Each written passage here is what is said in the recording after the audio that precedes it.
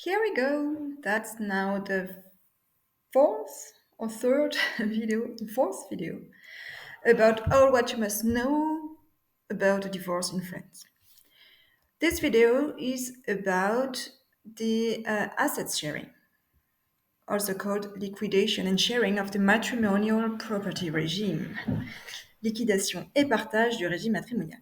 So, what are we talking about? We are talking about all what you acquired during the marriage and sharing it. If you're married in the French matrimonial regime, then you're under the matrimonial regime of the community of property. It means that all what you have at the end of the marriage is supposed to be common property. It means that it doesn't belong to any of the spouses, but it belongs to the community of them both. It's an abstraction, of course. It doesn't keep any. There isn't any community, but yeah, that's this abstraction. There can be some goods that are your own property, but that's an exception. So you have to prove that it's your own property. And for that, you have in particular all what you had at the time of the wedding and all what you acquired through donation and inheritance. But once again, you have to prove it. So be careful. Otherwise, it's all shared in two equivalent um, equivalent sizes, amounts. We are not looking at half of the house for one and half of the house for the other, but the two amounts you have in the end must have the same amount of money, same worth. Okay, that's really important. It doesn't matter under which name the bank account is on, or under which name the house has been bought. Yeah, if it was bought during the time of the marriage, then it's common good.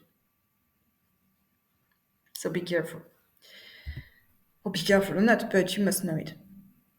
It's possible to have a contract, and there are two main contracts in France, and also a third one. First kind of contract is the property separation. Then it's very easy. Each spouse has their own property, and at time of the divorce, there is no possibility to claim any good from the property of the other spouse. You also have the contract of universal property community, la communauté universelle. In that case, you don't have any personal goods. You only have this common property. Oh, yeah.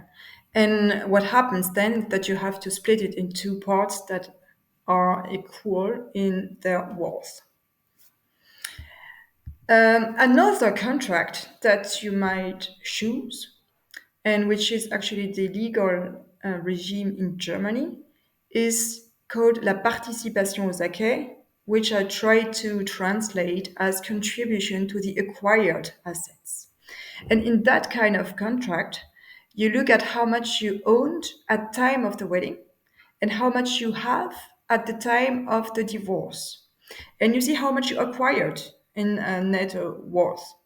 And then you just compare the different acquirements, and the spouse that acquired less than the other one might or may claim half of the difference.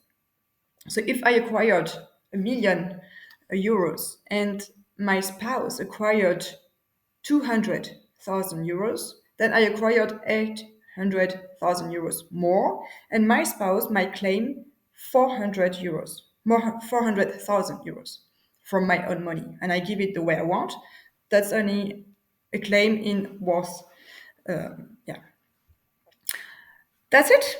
That's all I wanted to tell you for the assets sharing.